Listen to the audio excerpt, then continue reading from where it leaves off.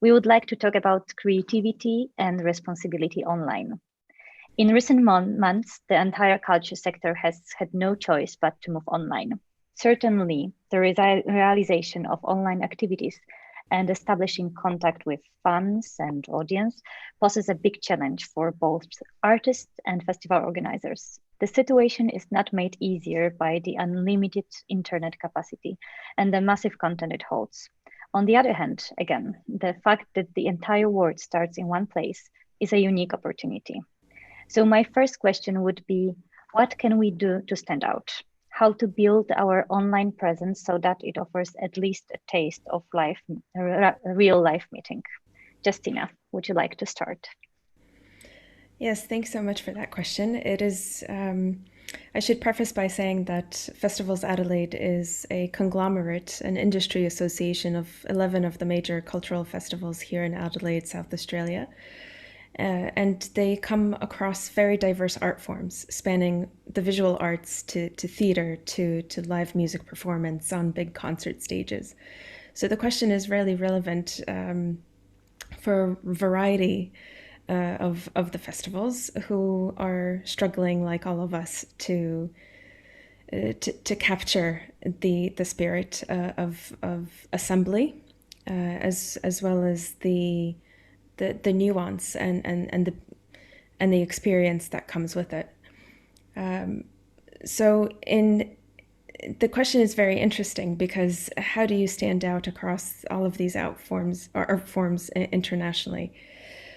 I think a trend that we're seeing here is that things are going to go hyper local, and that in fact, if you want an experience that is either hybrid or digital to stand out, setting it up in a hyper local situation is going to make it more interesting. Is going to make people feel like they're connecting to a place, they're connecting to a people, they're connecting to a culture or an experience that they wouldn't have had otherwise.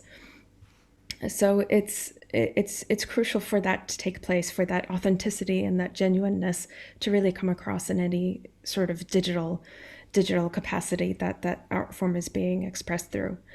The challenge is, of course, for some art forms, going digital is more difficult than others. The experience of visual art, especially perhaps, is posing the greatest barriers to have that in-person experience with an object, with a creation. Live music, especially the larger concert types of festivals, I think are adapting slightly better. They certainly have more capacity and capability to implement technological solutions.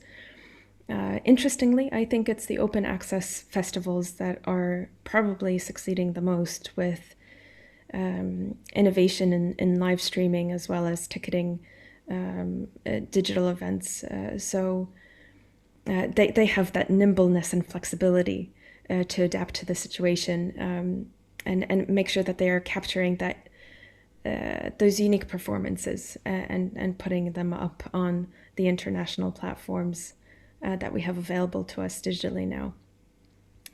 So I suppose to answer your question succinctly, it would be to kind of go along with the trends that tourism more generally has been going along. People don't necessarily seek out the mass, the big ticket items, the to-do lists anymore. They're looking for the local, they're looking for the personalized experience.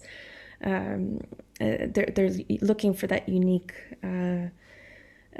sensation that they're going to feel by coming across music or art or theater or otherwise. So I think that's where things are going to be going in Australia. Definitely. So, it's the third day of our discussions here during IGF, and the sentence "act local, think global" pop out like 3 times at least. So I guess that's the common sense that we should do more local, but still keep in mind that We want to be connected, and being connected means being online as well. And it leads us to the question how we should protect the content we publish, where should we place it, how we should take care of the image of an artist or institution, and what is or should be the role of institutions in protecting those rights. And I guess that this question should be posed to Rafał. Thank you. It's a good question, indeed. Thank you. But let me just follow that dogmatic approach of think local or act local, rather act local, but think globally, and have your results in a global scale. Maybe not globally, but Europe on a European level, because maybe for the very first time in the history of technology, and maybe in the very first time of trying to capture somehow the access to technologies by law, we are quite fortunate to have finally the e-directive. I'm calling it e-directive on copyright, but the full name, of course, it's a copyright directive on single digital market. So for me, maybe for the really first time, we do have some tool which might be even prophetic, not only responsive or reactive as it's usual the case of law, especially law concerning digital technologies. So we are quite fortunate after really tough battle to have enacted the directive last year. Unfortunately, it's still being in the process of transposition in different member states, including Poland. But I believe that this very unfortunate situation of coronavirus pandemic might result in quicker and better implementation of the directive. Better not only for creators, for authors, for all the people of creative sector, but also, which is quite important, and from the really beginning, it was the idea of having such a quite newly written directive. I mean, the protection also of access holders, I would say, in the terms of technology, but in terms of culture, I would say the audience. Because we should really remember that our law usually is very responsive. So we do have quite a big problem. It's always a challenge how to suit the access to culture, especially through digital channels, to the law, which sometimes might be problematic both for content providers, but also for consumers. And in the middle of it, of course, there are creators, there are authors who shall be protected from the really beginning to the very end because of what they do and how they enrich the words and the cultural words with their creation. So the idea, let me just say in few words, what were the ideas I believe nowadays are the crucial to be implemented rightfully and in a proper manner in different member states of European Union. So first of all, law should give a better choice, enlarge the possibilities of choices and access to content, which is nowadays mostly online. I'm also talking not only about the situation, not only as a lawyer, but also as the manager of collective management organization. So we do see what are the results on the market of the pandemic. And unfortunately, we see the huge losses in the fields which are called very analog, classic fields of exploitation, like public performance, concerts, and so on. Unfortunately, we see those big change, which is quite contrary to something which is positive, to the growing number of users and the bigger capacity of usage of digital content, which mostly, it's according to data, which is already proven, which is mostly creative. So it's audiovisual, it's music, it's also access to other forms of culture and art. So I believe that in those few months, hopefully, we will be able to reach the situation where member states of European Union, and maybe after them, following that good example, states, countries in different parts of the world, which has got the problem of transfer of value or value gap on the side of creators, they would install very, very common rules which might or must at the moment really protect culture providers, not only content providers. So this is the very first point. Another point, as I've mentioned, and it was already mentioned for a few times already in those, let's say, last 10 minutes, we do really need to think and act globally, both think and act globally. So the access to the culture and the access especially to music and to films, it must be above borders. It must be trans-border. So law shall protect not only in one member state, shall not be limited for the creator only in his or her country of origin, but to really ensure and to facilitate the process of accessing the culture, we really need to protect it globally. That's why European Union is so lucky to have that at the moment 27 member states which are governed by acquis communautaire. So they having one model of law, but I believe that due to pandemic, that example will be also repeated, copied by many states globally. So I believe at the moment, that's all I would like to say, but probably the discussion later and a few other points would make me able to go back to the EU law and other solutions which are based or shall be based in law. Thank you. Great, thank you. Well, sharing content, publishing artists' own recordings, as well as those of other in the case of the festivals, carries with the necessity of thinking about responsibility in a different way. Does open, full and free access to culture online, which have been observing for several months now, benefit for this sector, or it's quite the opposite? Justina, what do you think? Well, I think initially, there was a wave to put content online because of the panic and the desire also to uplift spirits. But there is something about valuing the product that you're producing, and by putting it up online for free, often en masse, leads to devaluation of that specific product.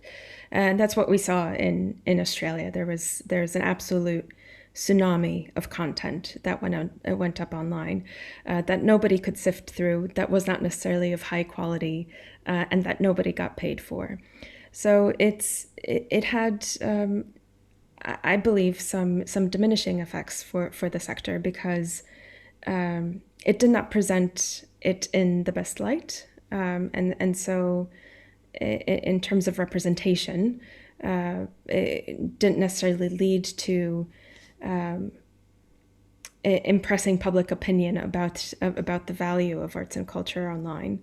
In fact, it created a lot of chaos and noise that I think just simply made it very difficult for people to grasp the severity of the situation and why people felt so compelled to flood the internet with artistic content.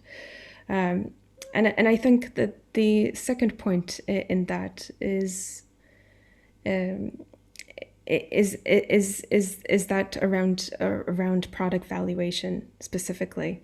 And if you do believe that your creation is something that should have a return on it, that there are certain steps, professional steps to take in order to be able to secure that, and that process wasn't gone through here. So the effects, I think, were quite diminishing in the first instance, and then after that wave, there was that sense of goodness.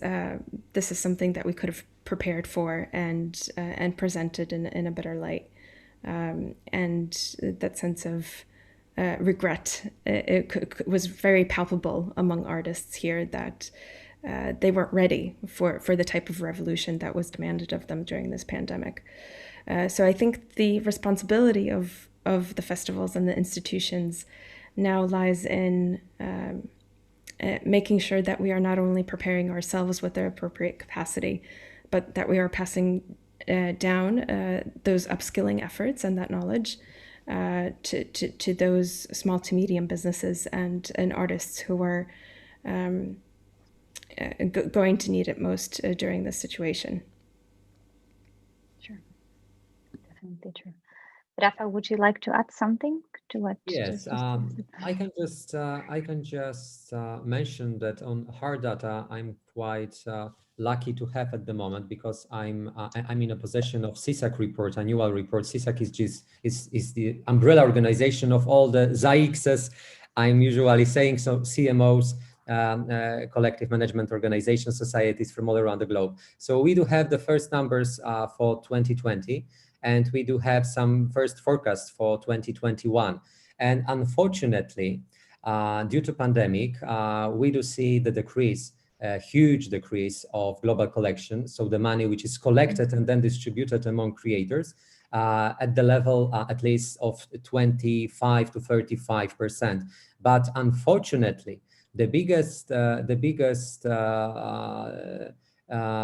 problem at the moment, which is quite let's say problematic for concerts and live music entertainment, is the huge downturn in the number of concerts globally. Of course, in numbers, we can see that the decrease of collection in that field is on the level of between 60 and 80%. Of course, there are new models of broadcasting or somehow transmitting the concerts, but unfortunately, that new, quite newly implemented collective licensing tools, they are not efficient enough. First of all, we do see what's the biggest problem, that most of those concerts are tickets free. So if they are tickets free, they are usually royalty free. So because of that, even if they are very popular, even if they are replicated or portions of them, clips from them, some videos from them are then replicated and we can see them all around the internet, artists are really in a difficult position, and creators as well, to get any royalty, any money from them. So first of all, we need to think in the following months about new mechanism of, first of all, financing those concerts.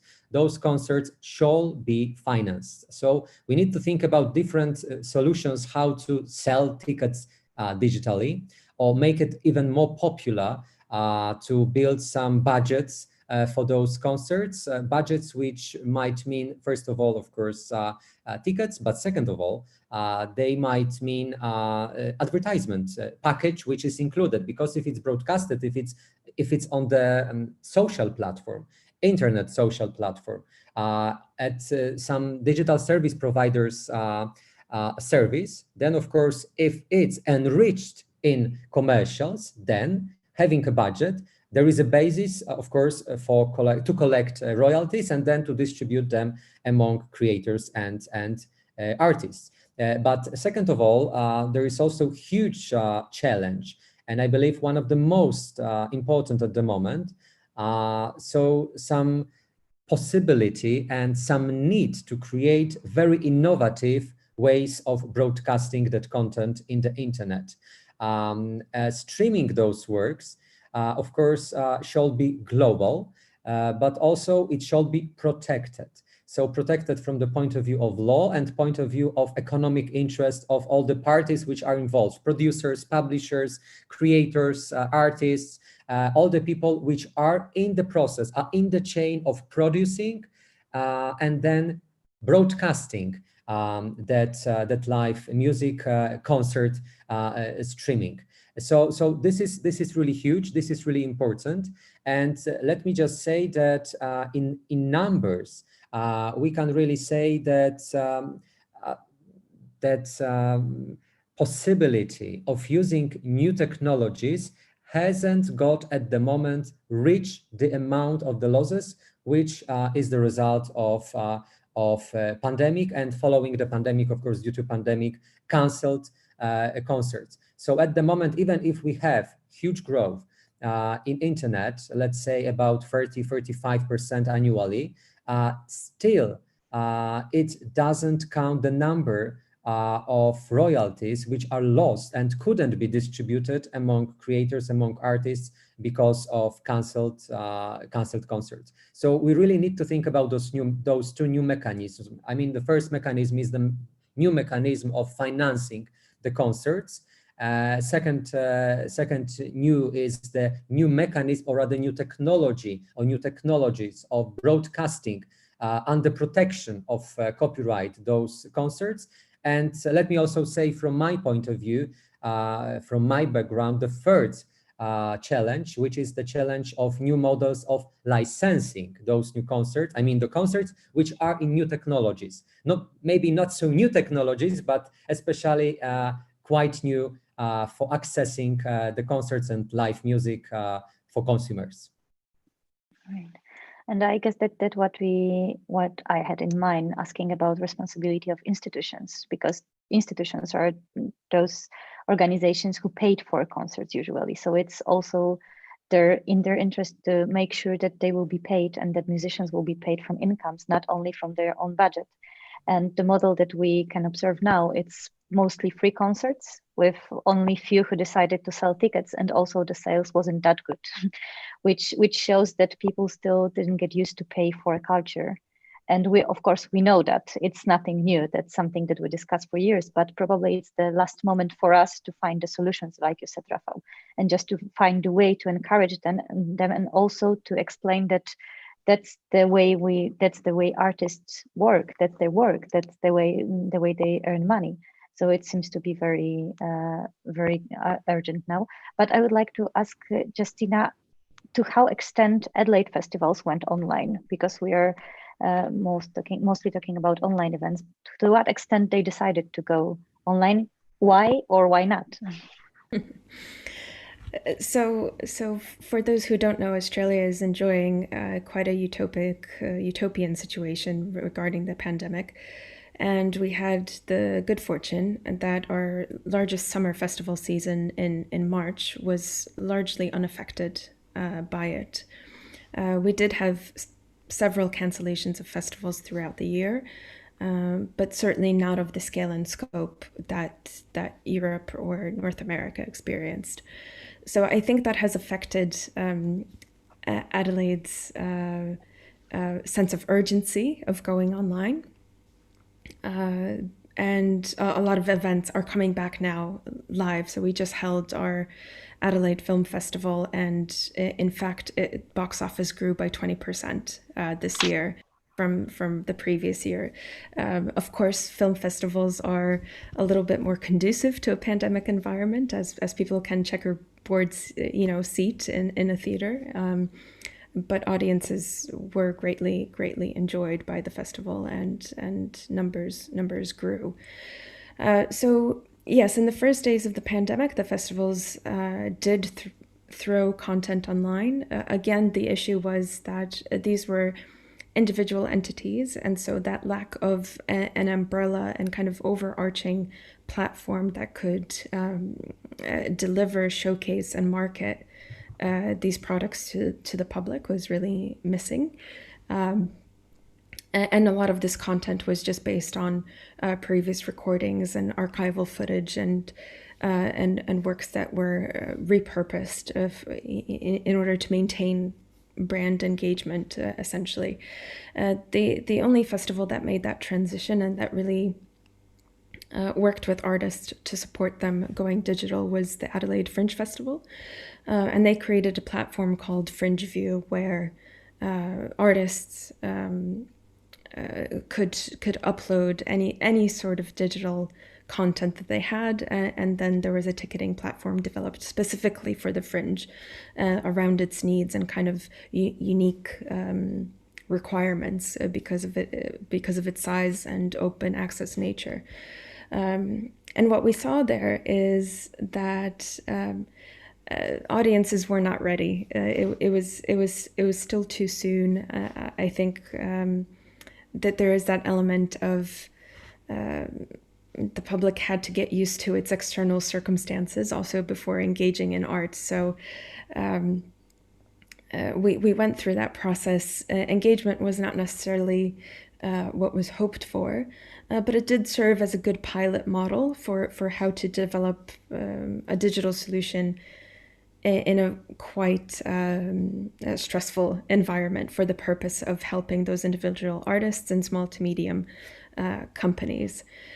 Since then, we've been working with a number of startups that have approached the festivals and Festivals Adelaide as a peak body, that are working on pay-per-view options or other solutions that kind of work on a Netflix model.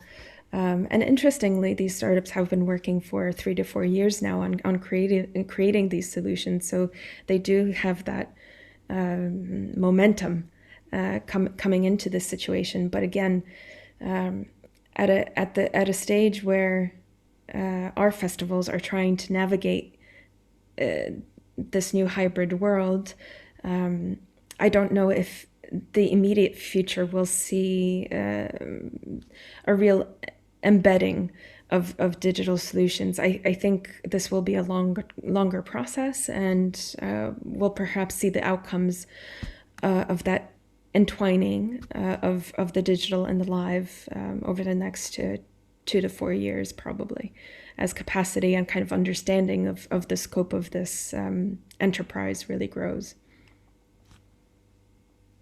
And what about what with audience? How do they reach their audience online? Because that's something also which seems to be crucial. If you don't have audience online, how you want to convince them to pay for this entertainment culture or whatever we call that?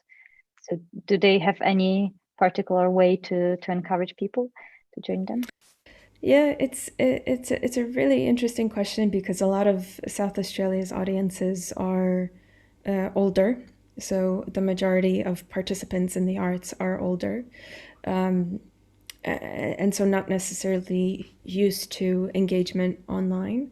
And so taking your audience on that journey is quite a shift to make, and is going to require some really long-term tactical solutions and applications to these pressure points. So I think that's going to be a really crucial issue. And look, for a lot of us, the pandemic has exposed the weaknesses of these models, and just the lack of skills and capacity in these institutions and entities for digital delivery.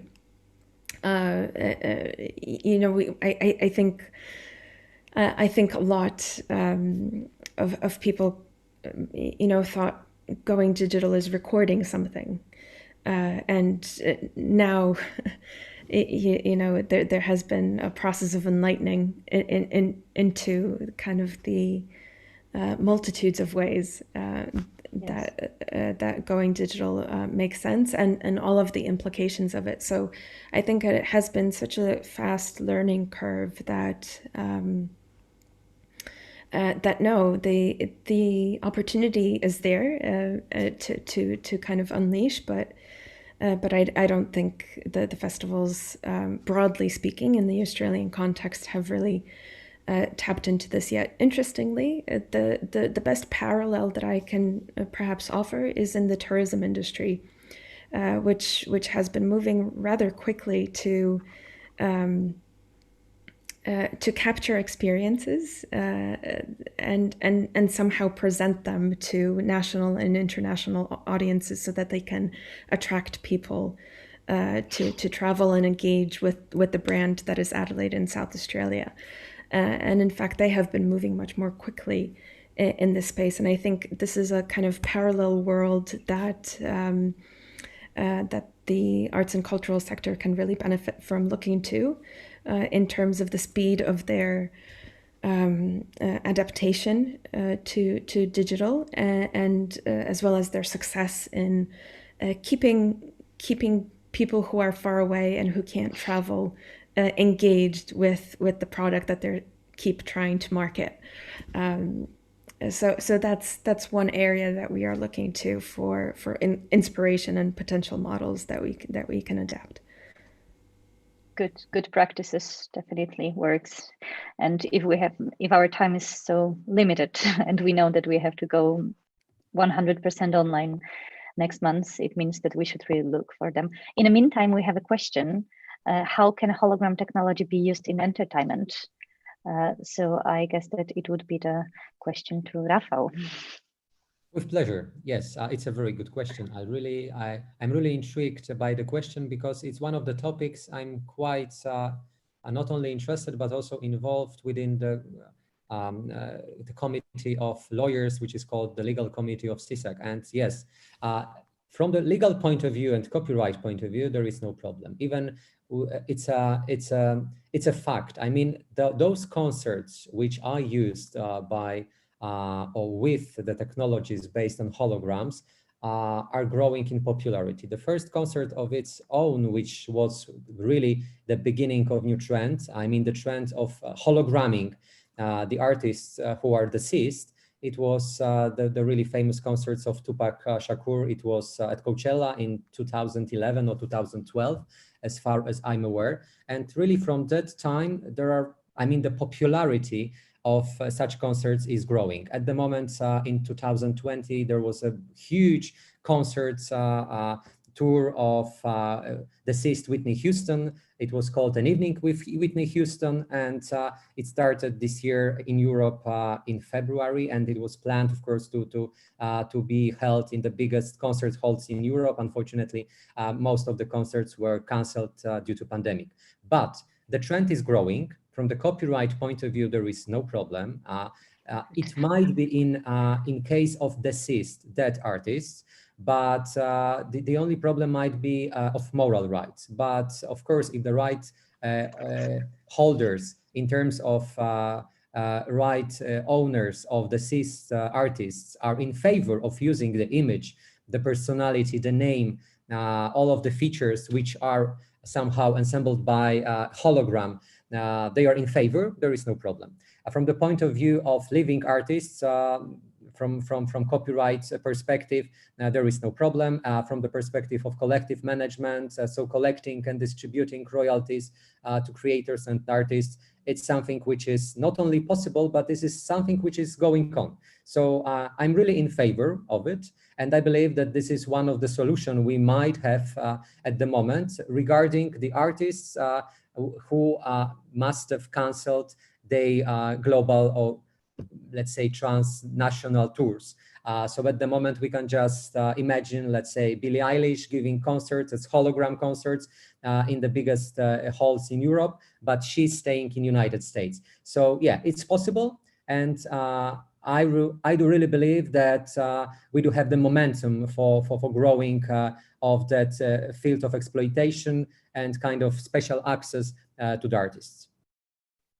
I agree, definitely agree. And there are places in the world when this technology was developed much earlier than in Europe, like next door to Australia, actually, in Hobart in Tasmania. As they are so far away from the rest of the world, they needed to find the way to bring artists to their philharmony. So they decided to invest a lot in this hologram technology, which works. And of course, I agree that in times when artist mobility will be limited, probably for years, it's not the case only of 2020. We all know that probably next year will be as much difficult as this year, if not more.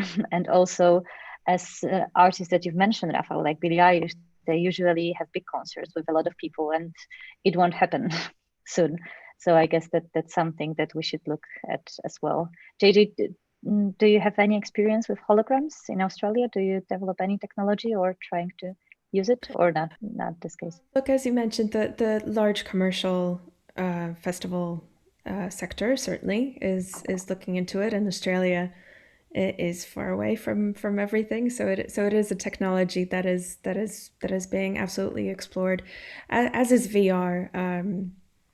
And we're working with labs and universities here in Adelaide, just trying to scramble potential solutions in this space. But look, I think while that might work for the large commercial festivals and platforms, the big question for us is how do we get the arts and cultural festival sector up to speed and up to speed on this ambition? as well as how do we take care of the individual artists who would be using the platform of festivals to promote and market themselves and their talent and their platform, and use the platform in really effective ways. So there's kind of two speeds that this world is going on. One is the really ultra fast, hologram, VR technology, motion capture, and all of that, and then we have another really important side of this of the sector that is really the fuel for it, the absolute DNA of the wider live events industry. So that's the side that we work on and that we try to that we try to massage towards these technological solutions. But it's certainly not going to be an even pace of evolution across the arts and creative industries. Yeah, definitely agree. And we have another question: how can community networks help access seen and organized by G20 as an important area of focus? Amali asked. JJ, would you like to answer to this question about community networks? Sure. So if I understand the question correctly, access would be access to performance or access for particular groups of people. Do you think? I guess to performance. I guess that it's more about performance. Yeah, to performance. Look, I do think they can absolutely help. It's certainly about how embedded the individual or group is in a community and how can they leverage those networks and connections best. But again, while that is really important groundwork to set, there is that question that keeps arising for me as to what how festivals can be used as instruments to elevate the talent and career of an individual artist beyond the community level, so that income generation can occur. And I suppose that is where I think festivals can intervene the most, by creating these cohorts of communities that support that artist, but that bring that momentum together and help to capitalize on that momentum, as opposed to keeping it siloed. So I think that's the support that festivals can provide by being that important springboard for the progression of talent and a career. Thank you, Gigi. Rafa, would you like to add something to communities, or we should move to another question?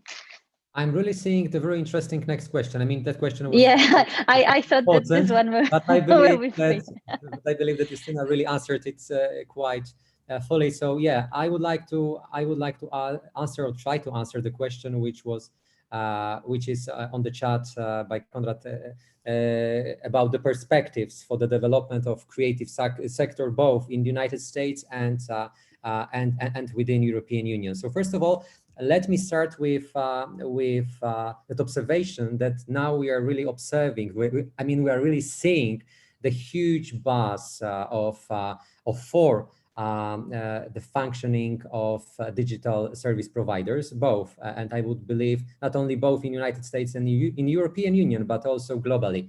So it is really the moment to establish quite common rules, or quite maybe somehow simplified, but very common perspective from the point of view of standardized. Yeah, I don't like the word, because when I hear about the standardization, that at the moment I believe that it might not be fully effective. So I believe that if we go closer and closer in terms of our approach, both from legal point of view and operative point of view, it would be quite enough. But before really answering to the very precise question, let me say that the mentioned creative sector is one of the most important in the global economy. And this is something we quite often forget about. Maybe not we, people of the culture, people who really know what are the problems and what are the backgrounds, both legal and economical, of running the business or organization, or being artist, being creator, but from the perspective point of view of politicians, of policymakers in general. So it's really important, and I believe this is the time. Due to pandemic, it might be the really impetus, it might be really the situation when the digital sector, creative sector, might really get enough attention. But that attention shall be paid already, because only in terms of European Union, creative sector is responsible for almost 5% of European Union GDP. And more than 5% of employees of labor force in European Union works in or within the creative sector. So 7%. More yes, than at the moment it's about between 15 and 18 million jobs only in European Union. So it's huge. And I believe that because of that new trend, and because of speeding up the move in the context of culture, access to the content from analog, from the really classic fields of exploitation to the internet, those numbers will be only growing. So at the moment, even talking only about labor force, people working for creative sector in Europe, they are in number 3 times more than those working in the car industry, which is quite a priority for European policymakers. So this is really my only remark about the sector and the perspective of creative sector, both in European Union, especially European Union, but also in United States. But talking about the different approach to corporations, I mean, as far as I understood from the question, to digital service providers and social networks, digital networks, platforms in the European Union and in the United States, I believe that we are getting closer. We are getting closer because policymakers both in the capital and in Brussels and Strasbourg, they are really aware at the moment that those multinational, those big organizations, sometimes with budgets bigger in numbers, richer than national budgets of even member states of European Union. So at the moment, they are quite aware that there is need one common approach, and we can see it. And from the legal point of view, I can see it in 2 legal acts of the same year. In European Union, we've been fighting for the directive, the European directive regarding digital single market, copyright on digital single market. And at the same time, in the United States, finally, there was enacted law which somehow makes it closer in terms of legal protection and definitions of functioning of those platforms. And that American Act of Law is called MMA, Music Modernization Act. So in the same time, we are seeing that traditionally different approaches from European point of view, mostly droit d'auteur, so authors' rights, from the American perspective, copyright, they got closer, and they will be getting closer, because this is the time. This is the time when the biggest economies should really work together and establish some common rules to treat those platforms, but not in the way they would limit, of course, because there is also somehow the trend of thinking about it in terms of limiting actions taken or functioning of DSPs. No, in terms of enabling, of facilitating, of making it more and easier accessible for both consumers, and more fair and more, let's say, devoted to the artists and creators. So those 2 perspectives, those 2 dimensions of the same problem, of the same chain of cultural and in general arts life. So I believe that we are getting closer in terms of having the common approach, both American and European, to the digital platforms. Well, I would like to add to what Rafał just said, that not only culture generates a lot of income, but also culture related to tourism. So tourism is very much depend on cultures. 40% of global tourism is connected with culture, which means that we do not exist in vacuum. Culture sector influence also other sectors. And what you mentioned, Rafał, is that that's the best time, and I agree. We have very good moment now, and that's probably the only one bright side of pandemic, that we have more time to work on systematic changes like status of artist, which we are working in Poland now. But to give you an example, Senegal recently established one. So there are some countries who are much ahead of us in this regard. But I strongly believe that only systematic changes can support our sector and can help us to adapt and also to develop, not to stop, and not to maybe even take a step back, but to go forward. So I totally agree. JJ, would you like to add something to this? Oh, well, just your point on cultural tourism here in Australia, it's the fastest growing visitor segment by 55% since 2013. But there seems to be a lack of understanding and appropriate research around this intersection. And as a festival city and as a festival state, we're very much pursuant of advancing a very strategic approach to being able to leverage cultural tourism for the development of the city and state. So it is a crucial issue.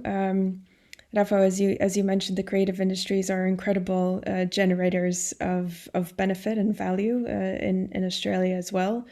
They compose 6% of the GDP, 117 billion as of 2016. So I'm certain that figure has grown since then. But yet there is a lack of perhaps comprehension around this, and it does make me think that sometimes the numbers on their own don't work, and it is about storytelling and that entire scaffolding around data that we use in order to convey the narrative of value of the cultural and creative sectors that needs improvement. Here in Australia, I've noticed that the banks do it very, very well. They don't have to speak about numbers at all, and in fact, it is their core business. But the way in which they tell the story of the value that they provide to their customers through their services, and the ways in which they help people to achieve their goals is more compelling sometimes than the cultural and creative industries manage to communicate. So I do think that this is an interesting time, and as you say, Tamara, to investigate the systematic ways that we tackle this broader issue of gaining comprehension and understanding for that data that we know so well, and which should be a no-brainer for any person working in Treasury.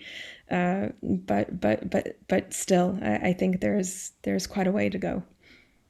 If I may, having the and the privilege, can I congratulate to Australia, because Australia is the most innovative legislatures, one of the most innovative legal lawmakers all around the globe, because there is that famous among lawyers, international lawyers, statute law revision of Australian copyright from 2016. And in 2016, the protection, federal protection in terms of copyright was extended to all the digital forms and all the forms of electronic publications of all the types. So it is the example which every state now try to follow, but Australia was the really first. So congratulate to Australia. Congratulations, of course. I'll pass that on. Definitely, no doubtly, we need both. We need data. Then on data, we can build stories. We can use the storytelling that you just mentioned, JJ. And I think that we definitely need both to, and also to have a chance to tell our story. I guess that the other obstacle that we have to mention here is that not very often we have a chance to tell the story about creative sectors. It's still like on the outskirts of interest of almost all countries. Again, congratulations to Australia, which invests a lot in culture and culture tourism. Well, comparing to other countries, Justina, I'm pretty much sure that I'm right. But as we still have 10 minutes, I would like to take this opportunity that we have Rafał and ask a question which might be very interesting for artists who are listening to us or people who are somehow connected to artists. Well, as we discussed that a lot of artist works go online, I would like to ask you, how can they profit from the online use of their work? Could you give some advices? Maybe more practical part of this conversation.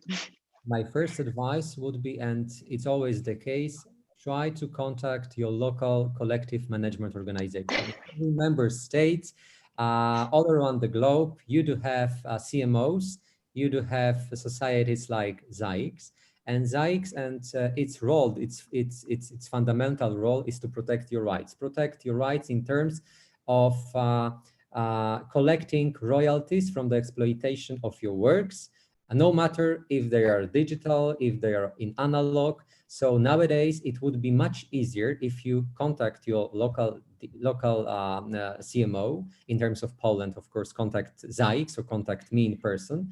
And of course, following that, you probably would be instructed to register your work.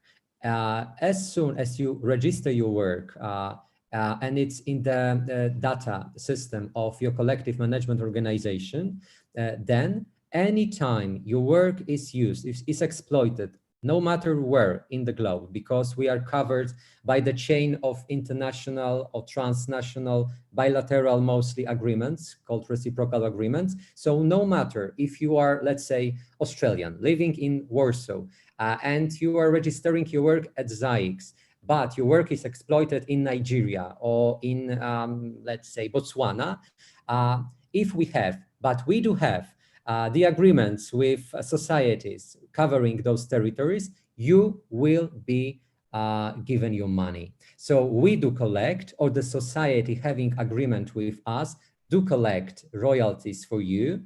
Then those royalties are distributed, and they are distributed on the basis, on the scale of exploitation of your work. Most societies from European Union and of course American societies, we do have agreements, we do have licenses given to the biggest DSPs.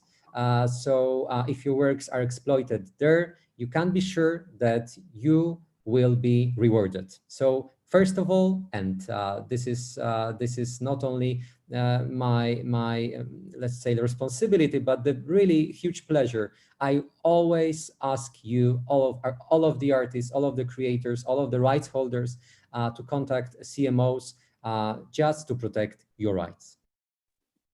Yeah, definitely. Thank you, Rafał. That's crucial, and we should keep in mind that rights protection, it's something that we should always advise artists that we are working with, and also it's a kind of responsibility of institutions, festivals, that they should make sure that artists are aware and they are informed, and then they are paid as well. Do you have any final remarks, Rafał and Justina? We have 5 minutes. Don't see any new questions. So if you could summarize, give us final remark about creativity and responsibility online. Justyna? Justyna, go ahead. Thanks so much. Well, I suppose my final remark would just be that there's such great benefit in connecting cross-culturally and transnationally, and learning from those best practices, as we mentioned before. So I really do encourage everyone to, as often as possible, check in with the webinars and conferences taking place in other countries and trying to infiltrate them as often as possible. Because very often we can exist in these bubbles within our own context and not necessarily sit in the context in another part of the world, which might offer very interesting insights and solutions. So I really applaud this forum for that opportunity, and encourage all our listeners to continue to plug into such opportunities. Rafał? First of all, I would like to thank you for being given that opportunity to take part in that really huge and really global IGF. So it's really my pleasure. Secondly, I really wish all of us not to use hologram technologies to access the culture. I mean, time to time, it's fun. Yeah, sure, let's do this. But I believe that soon we will be able just to attend regular concerts and have regular, even analog access to the culture. But even if we use it in a digital way, always remember that you are protected from copyright, by copyright, and by the organizations which are driven by your creativity, but working for you. And last but not least, stay healthy, stay safe, but most of all, stay creative. Thank you very much. I would like to just remind all of us that the fact that the entire world starts in one place is really unique opportunity. And what Justyna mentioned and you, Rafał, that we have chance to exchange, we have chance to check out with conferences, which probably we wouldn't have chance before because they were offline, which means that we would be forced to travel around the world to visit them. It's a great moment for us to gain some knowledge. And we all know that knowledge means knowledge is something that strengthens us, and without that we won't go further. I'm really very glad that we had this chance and opportunity to talk. Thank you very much for your profound thoughts and ideas and discussions, and hope to see you soon somewhere in the world, not online but offline. Probably Rafał would be much easier for us to see each other soon with Justyna, but still hope that we will see each other soon. Thank you very much and have a good afternoon. Thank you. And good night to Justyna in Australia. Good night. Good night, JJ. Good night. On behalf of ZAIX, I would like to thank you very much once again for this session. Thank you so much, Anna. Thank you for the invitation. Thank you for the moderation, Tamara. And thank you, Rafał, for the co-participation on the panel. Thank you. That's great. Justyna. Hope to see you in Warsaw. So yeah, see you in Warsaw. Yeah. Thank you so much. See you soon. Thank you very much, guys. Have a good day. Bye. Bye. Bye.